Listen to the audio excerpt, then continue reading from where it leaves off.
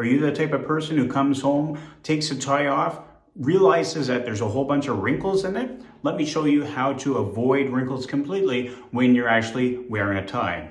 You want to avoid taking the tie off just by loosening it and then slipping it off over your head. A lot of people do that because they don't want to retie the tie the next day or whenever they wear it again.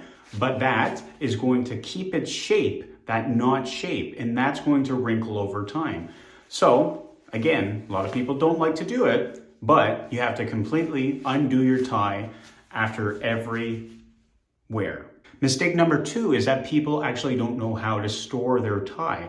Most of the time they just take it off, put it wherever, but look at a tie where it's a vertical piece of clothing. It should be staying vertically. So if you take this off, you could hang this on a hanger that has that straight bar. You can just loop it around there, hang it in your closet, or alternatively, you can roll this up completely. Let me show you right now.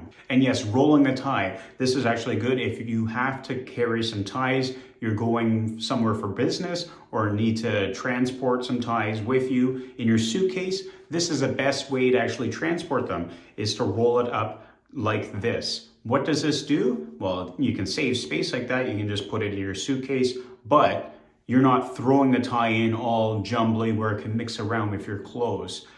Rolling it, it's going to keep its shape. It's going to avoid those wrinkles. Some tips to consider on how to keep your tie free of wrinkles. Go try them right now.